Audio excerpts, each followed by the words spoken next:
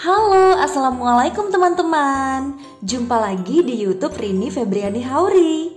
Nah, kali ini aku kedatangan tamu istimewa yang bakal aku wawancarai nih. Ada Mutia Sukma, ada Hamzah Muhammad, dan juga ada Dwi Raharyoso. Ya, mereka adalah sastrawan muda Indonesia.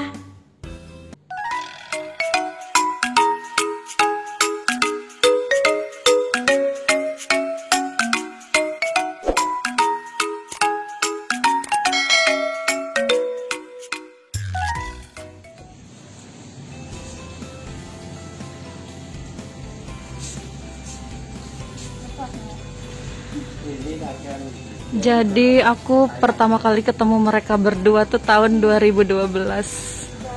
Dan gak nyangka banget laki-laki itu bisa jadi suami aku. Di saat yang sama dulu Mas Yoso datang dengan Mutia Sukma ke Jambi. Oh, kamu ingat juga? Oh iya, kayaknya gara-gara Sukma ya nganterin Mas Yoso.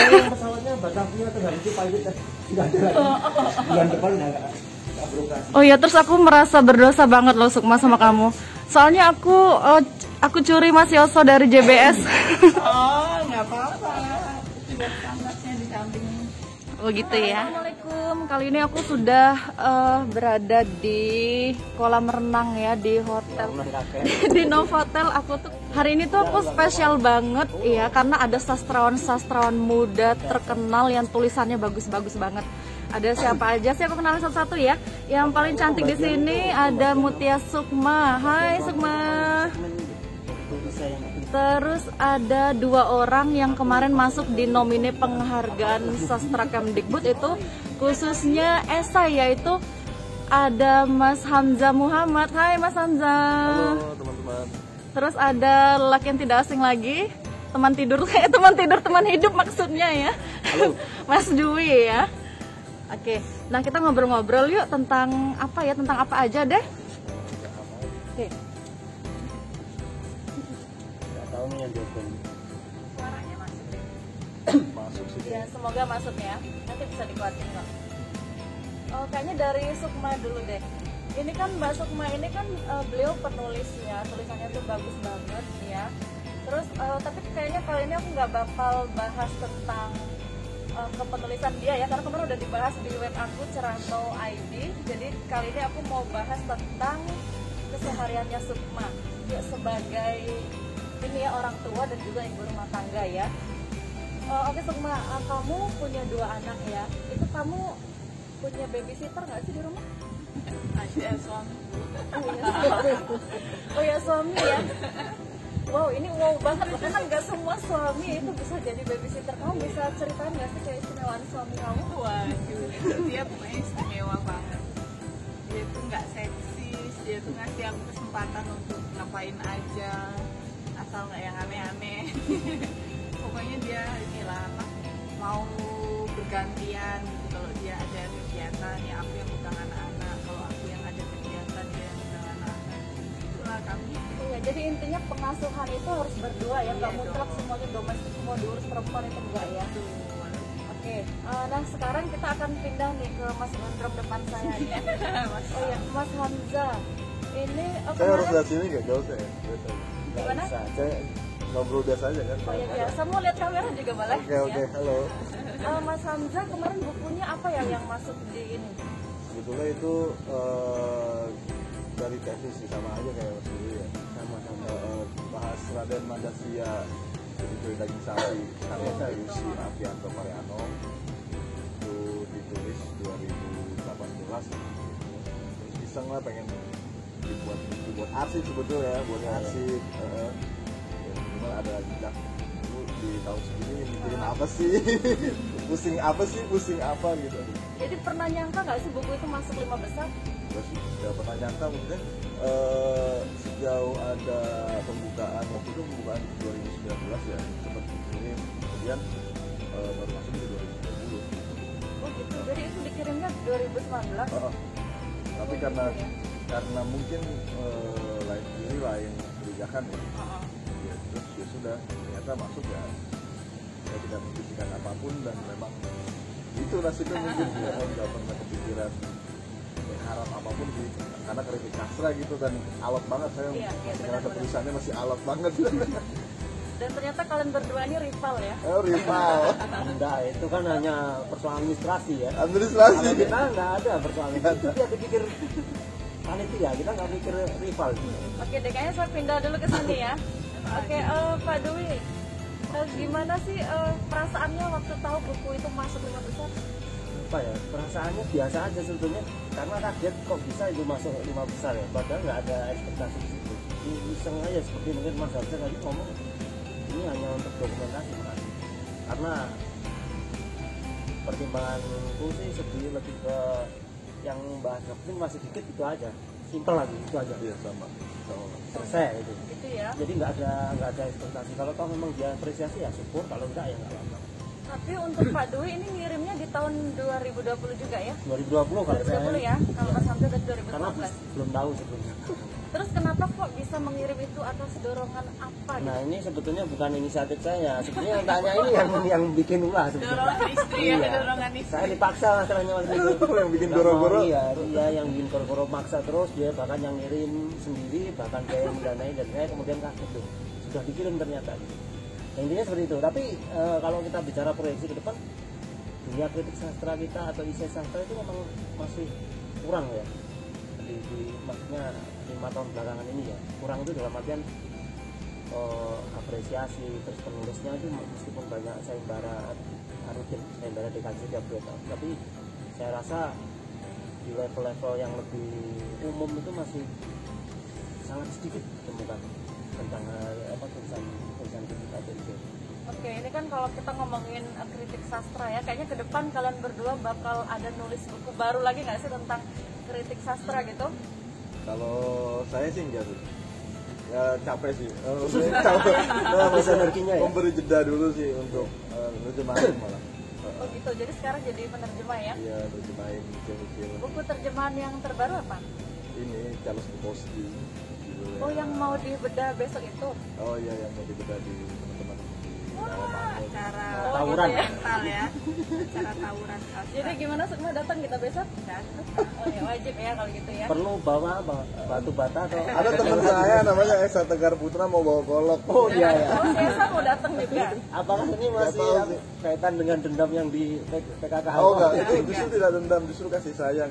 Yang terbit pasca kejadian di 2015 di PKKH itu kasih sayang. Jadi Aku baca loh itu Peduli. blog kamu, kan tiba-tiba viral tuh. karena aku belum kenal sama temanku itu di Narudin itu, jadi sekalian sajalah diforumkan dan bahasnya bukan sesuatu yang sering kita dengar gitu kan. Biasanya Narudin bicara soal sastra Indonesia gitu, tapi pernahkah kita mendengar dia membahas sastra dunia atau sastra di luar Indonesia gitu. Sudah, terus makin pun bersedia, ya sudah kita ajak tawuran sastra. Jadi dengan Bang Narudin memang teman akrab. Akrab banget. Oh gitu ya. Nah kita harus datang kayaknya ya. Intens sih, lumayan intens sejak Agustus lagi sih, setelah 5 tahun ya nggak kontakan ya. Itu yang ngasih nomor Zulkifli Songyanan ya. Otaknya sebetulnya dia, otaknya sebenarnya Zul itu, bukan aku. Oke ini semua kembali ke kamu nih. Ini kan lagi musim pandemi ya. Terus kok kamu nekat sih datang ke Jakarta, nggak takut sama corona? Takut sih sebenarnya ya, 1000 pertimbangan. Cuman kemarin sih kebetulan kan aku lagi ngerjain buku tentang kota gede. Terus aku mau memperluas pencarian arsip kayak gitu loh. Barangkali di Arsipnas atau apa namanya di Perpusnas itu ada kemungkinan data-data baru yang kayak gitu lah. Kota gede di Jogja. Iya di kota gede di Jogja kan dia kan datanya mulai dari abad 16 kan. Ya, jadi aku masih mau mencari kemungkinan itu. Jadi karena memang apa namanya harus udah diagendakan mau ke Arsipnas kan, kebetulan juga ada musik, ya udahlah. Sorry ya. Ya Bismillah lah. Berarti itu rencananya untuk novel atau Itu jadi riset, aku lagi bikin buku kayak buku semacam catatan. Jadi kan selama ini nih Kota Gede ini kan udah apa sih ya, bersejarah banget kayak gitu. Nah terus udah banyak buku tentang itu. Terus nah kemudian aku tuh pengen menulis tentang catatan tentang hal-hal biasa kayak gitu loh, hal-hal yang sebenarnya misalnya banyak faktor apa namanya di luar keadiluhungan Kota Gede itu yang membangun Kota Gede. Kalau teman-teman belum tahu, Kota Gede itu satu wilayah administratif di Jogja. Dia ada di kota. Ketika kota lain itu bergeliat, pembangunannya cepat, di Kota Gede itu slow kayak gitu. Terus joglo-joglo Jawa, rumah-rumah Jawa itu apa namanya masih banyak. Terus apa orang yang melakukan jual beli itu masih sangat nggak banyak. Paling yang dijual beli itu yang wilayah apa namanya pinggir-pinggir jalan, itu pun jatuhnya ke orang yang senang heritage kayak gitu. Pokoknya tuh Kota Gede itu wilayah yang menurut saya tuh apa namanya keren lah di tengah kota Jogja, tapi dia tuh kayak masih tertidur kayak gitu loh. Ya itu aku pengen mengungkap hal biasa. Terus itu. ini kamu nulisnya didanai negara ya? Itu gimana sih ceritanya kok kamu bisa dapat proyek itu? Bagi-bagi dong. Oh gitu ya. Bagi-bagi. Ini minta zakat nggak tambah. Jadi gimana ya ceritanya ya itu. Jadi apa namanya awal COVID itu aku kan gabut gitu ya, nggak ada kerjaan gitu. Maksudnya bukan nggak ada banyak sih kerjaan, cuma kerjaan yang sifatnya monoton kayak jualan buku kayak gitu kan udah keseharian kan. Habis itu setiap kali ada pengumuman apa ya itu aku cobain aja gitu. Kebetulan juga Esa itu kan kayaknya dia aktif gitu ya, dia tahu lah sebelum pencarian dana negara kayak gitu. Nah terus banyak konsultasi sama Esa kayak gitu, dan Esa bantu banget. Dialah yang ini yang apa namanya dia nunjukin caranya gitu. Ini cara bikin RAB kayak gini, cara bikin apa namanya proposalnya itu nanti kamu ini elemen ini yang di apa namanya dimasukkan. Dan itu tuh dia beneran gitu loh, dia dapat, aku dapat, padahal yang apply konon katanya banyak banget ribuan kayak gitu. Iya, Kalian dia diambil benar-benar 80. hebat ya. Nggak hebat si Esa yang hebat. Aku cuman muridnya Esa. Panitianya yang hebat ya. Oke kalau gitu nanti kayaknya aku harus berburu deh sama Sama supaya atau Esa, sama sama Esa. Esa. Esa gitu. Iya. Esa itu. Nanti dia bawa golok kok. Iya. Jadi itu yang danai kamu dari pemerintah Jogja atau Jakarta? Dia Dirjen Kebudayaan. Langsung ke RI ya. Jadi buku itu nanti rencananya terbitnya untuk dibaca gratis gitu ya? Iya, jadi rencananya itu sebenarnya sangat mendesak ya, karena mungkin kemarin COVID sehingga banyak program pemerintahan yang mundur, dan saya tuh baru terima uangnya itu pertengahan September, dan 30 November tuh udah harus selesai kayak gitu sampai ke cetak buku. Nah, padahal saya udah ngelakuin risetnya karena aku udah tertarik sama Kota Gede. Sebenarnya ini kayak riset lanjutan kayak gitulah, lebih memperdalam. Sebenarnya nggak cukup waktu, cuman apa namanya nanti untuk pelaporan sih sebisa mungkin dilaporkan tepat waktu, tapi nanti bukunya itu apa namanya tetap ketika udah benar-benar fix baru akan diedarkan, karena itu dari danai negara kan nggak boleh jual beli ya. Benar. Jadi mungkin tetap aku cetak fisiknya karena memang danai ada pendanaan fisik, tapi mungkin akan aku bagiin PDF gratis kayak gitu deh, supaya apa namanya siapa aja lebih gampang lah ngaksesnya kayak gitu. Jadi setelah ini kan udah berhasil nih satu kali, ada rencana lagi nggak mau masukin proposal yang baru nih tentang sejarah apa gitu? Aku sih tertarik penelitian, cuman memang kalau jadi FBK ini kan sistemnya kita yang mengajukan RAB, terus jadi kita kayak mandiri gitu loh, semua kita yang ngurus, nanti kita yang laporan kita. Nah aku tuh sebenarnya terus terang kurang bisa yang kayak gitu, kayak pekerjaan administratif.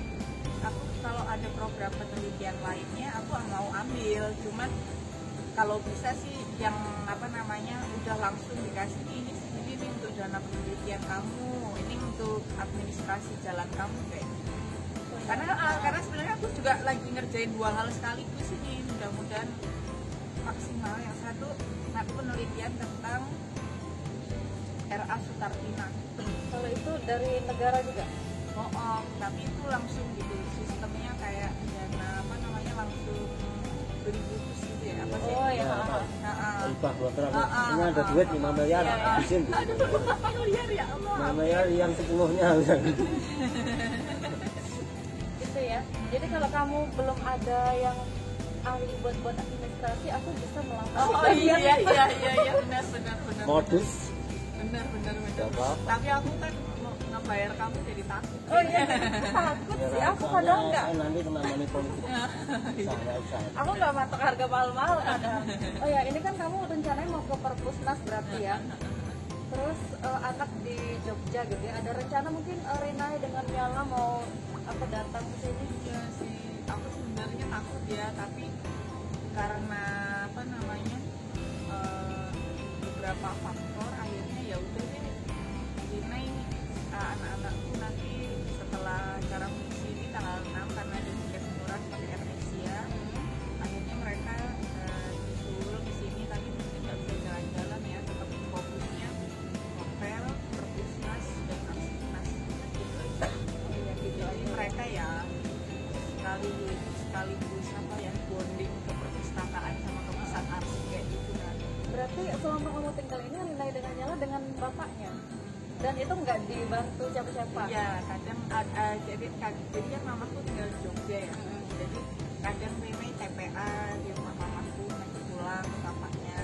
Terus kebetulan sekarang itu ada adik yang udah lulus kuliah, terus dia punya usaha juga, terus dia tinggal di dekat rumahku gitu. Jadi suamiku titip sama ponakannya suamiku. Jadi yang masakin suamiku dia, nanti sesekali ketika suamiku banyak banget kerjaannya, nah itu bisa diasuh sama ikut sama Tiro. Oh iya, tapi kamu punya karyawan kan? Ada Berapa orang sih karyawan? karyawan yang tetapnya 1, yang lain freelancer. Iya. Aku boleh sedikit nanya tentang JBS ya? Iya. Tentang acara tahunan nih ya? Oh iya. Apa namanya itu semua? Tahun baru di JBS. Oh iya, tahun baru di JBS ya? Pembicaranya juga 2 Ini tahun yang lalu. Bicaranya 2 tahun yang lalu. Ini moderator apa Wah ya? ini kalau ini Nah, alumni semua ini ya. Alumni kontribusinya tidak Reunian. bisa dinilai dengan uang. Oke, ini kita ngomongin tahun baru di JBS. Kayaknya tahun kemarin absen ya, nggak ngadain itu ya. Bocoran dong, kenapa nggak ngadain acara lagi? Padahal aku yakin banyak yang nungguin acara ini ya. Iya. Jadi gimana ya? Jadi kan selama ini tuh konsep tahun baru di JBS itu konsepnya kita kayak pameran, jualan buku banyak kayak gitu. Terus nanti keuntungannya kita buat nyewa tenda, kita buat gaji volunteer kayak gitu kan. Nah kebetulan kemarin di Jogja itu acara dengan konsep gitu tuh banyak banget gitu dan beruntun dan hampir akhir tahun semua, lebih dari 5, dan semua juga menawarkan diskon. Asumsinya orang-orang Jogja kan apa namanya walaupun mungkin segmentasinya beda-beda kali ya, cuman kami waktu itu mengasumsikan bahwa barangkali mereka juga udah belanja ke apa namanya ke acara-acara itu gitu loh, karena kan di situ juga diskonnya kan gede-gede acara teman-teman itu juga gitu.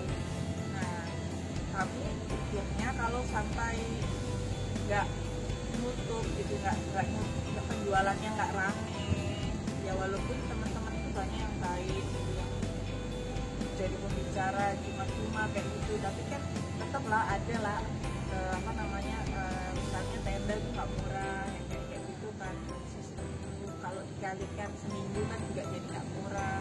Terus apa namanya makan segala macam, kalau nggak nutup yang kayak gitu itu kan nanti apa namanya berpengaruh ke keuangan kami kayak gitu.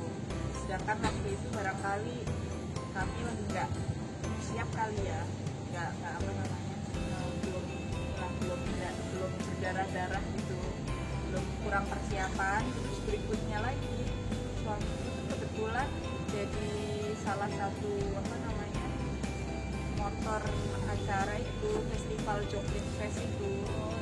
Iya, dia dari Maret energinya udah habis sampai November atau Oktober ya, akhir Oktober, 31 Oktober ya. Berarti kalau mau ngadain acara tahun baru di GBS itu udah dikonsep berbulan-bulan sebelumnya. Iya, karena mendatangkan buku banyak itu ternyata nggak sederhana, sering bukunya hilang kayak gitu. Yang kayak gitu tuh loh, buku hilang tuh yang nggak bisa nggak bisa dikendalikan. Jadi kami harus bikin sistem gimana caranya, regulasi pameran, terus misalnya mau datangin Hamzah kan nggak mungkin dong bulan sebelumnya dia di telepon kayak gitu kan, harus beberapa waktu sebelumnya kan, lama biar kami juga siap-siap kayak gitu. Akhirnya ya udah paksa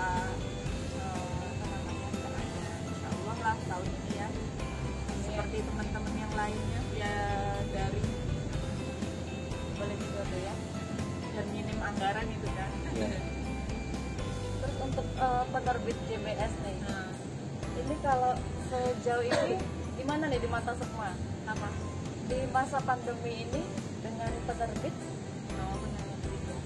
Gimana ya? Ini kalau GBS, penerbit ataupun toko buku ya relatif bagus sih, malah. Oh iya, malah lebih laris berarti kalau penjualan bukunya. Apalagi di awal COVID, karena mungkin Gramet tutup, terus di Jogja itu yang besar Kobramas kan, Kobramas tutup karena waktu enggak ya, tapi kayaknya tutup atau aku lupa, tapi yang jelas Gramet tutup. Terus orang-orang buku hiburan ya kan, terus dia pasti larinya ya udah belanja online aja kayak gitu. Dan awal COVID kan orang masih punya duit gitu kan, udah bosen nih sebulan mau ngapain, 2 bulan mau ngapain, akhirnya ya udah mereka tuh rame gitu. Terus aku tanya ke beberapa teman-teman yang jualan online juga, mereka ngomongnya itu bagus gitu jualan. Oh berarti ini nggak cuma di GWS, artinya itu kesimpulan bersama gitu bahwa COVID itu berdampaknya ke yang inilah, yang toko buku besar kayak gitu atau penerbit besar kan, katanya Gramet juga penerbit kota ya. Tapi kalau ini ya masih baik. Kalau gitu sekarang aku mau kasih kesempatan Mas Hamzah sama Mas Dwi mau nanya nih dengan Sukma. Bebas deh kalian mau nanya apa? Apa ya? Ini waktu jadi Caranya sih aku mau mengakui bahwa naskah Mahfud Darwis masih tinggal sunting sebetulnya Mbak Sukma. Oh iya, aku juga mau cerita nih Akan Hamzah. terbit lagi Itu apa sih, aku nggak paham deh. Puisi yang diterbangin masa Hamzah. puisi Arab, yang sebelumnya 2018 sempat rilis sama DPR. Terus Puisi Palestina Mahfud Darwis. Terus beberapa kali kita ulang dan ternyata permintaannya lumayan. Terus suaminya Mbak Sukma Pengen lagi tapi di bahasa Asli sama bahasa Arab dan bahasa Indonesia-nya. Sudah siap sebetulnya, tinggal disunting, cuman karena banyak hal di Bukowski khususnya sih, lagi nyangkut di Bukowski, mungkin awal tahun sih tak sebetulnya. Sudah selesai sebetulnya naskahnya. jadi kalau gitu aku nungguin bukunya ya. Iya, itu Amon yang mekar Dan itu udah tinggal apa namanya terjemahan Hamzah DPS. Iya. Menyimak lu. Ya menyimak. Ini Mas Dwi mungkin mau nanya dengan Sukma. Apa ya? Nanya apa nggak ada itu punya, tapi apa hal yang membuatku impresif ya pada GBS bersama teman-teman itu ya, itu adalah keyakinan ini ya untuk menggerakkan pasar buku online, buku online yang sebelumnya kan awalnya tidak muncul ya referensi gagasan itu. Di awal-awal kan indie dengan mayor kan masih seputar itu ya, online dengan offline kayak gitu. Tapi kemudian kebetulan ketemu dengan ini ya, ketemu dengan pandemi ini, nah di sinilah sebetulnya toko-toko buku yang sudah mayor utama yang Harus belajar ya. ya ternyata dia di sini jadi mesti nggak bisa lagi mengingkari bahwa ada titik apa kulminasi bahwa dia harus belajar sama teman-teman yang punya jejaring yang lebih kecil ya. yang Sudah biasa resisten sejak Iya, lama. benar, biasa benar, di ini benar. ya disakiti ya. Iya, Biasa. situasinya kritis terus gitu ya. Iya loh, bahkan aku lihat beberapa model misalnya kita sebut aja Gramet ya, karena yang aku amati cuma itu. Jadi dia misalnya meniru sistem PO. Ya itu Itu kan tinggi banget itu. Iya, iya, benar. Iya kan. kasus Pak ini juga kan almarhum Pak Sapati sempat di PO kan ini karya. Mantra orang Jawa. Nah itu sempat di PO kan. Makanya kayak Ya, Oh, lihat maksudnya bukunya aku Kak lihat. Inggit juga ya. semua di PO. Nah itu menarik itu sebetulnya kalau di apa dilihat secara ini ya mungkin marketing ya atau mungkin apa di penjualannya. Keren sih, apa namanya, makin lama itu kan pedagang di online makin banyak dan itu sangat menguntungkan penerbit gitu loh. Bahkan banyak teman-teman di Jogja itu penerbitnya yang dia nggak punya toko buku, nggak ada penjualan langsungnya gitu loh. Jadi beneran yang mengandalkan apa namanya reseller dan itu berjalan gitu loh.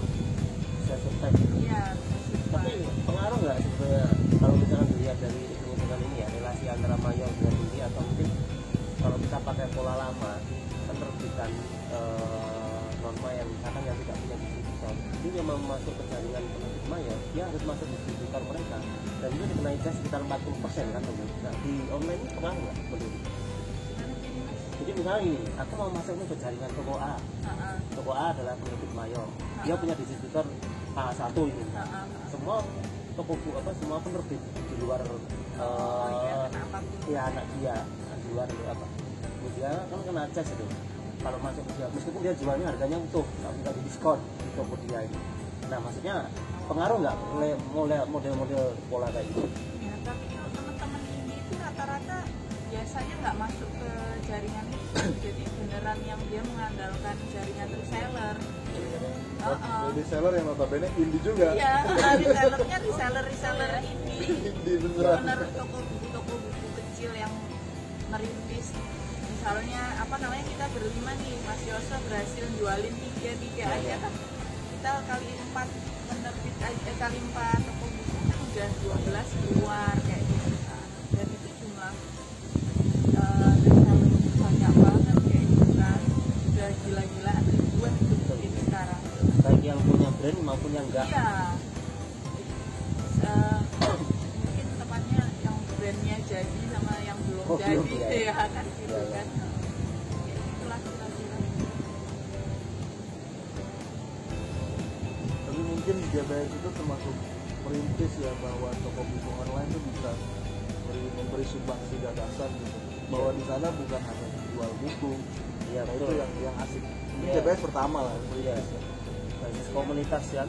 Ya, dari pertemuan orang-orang, penulis, entah siapapun gitu.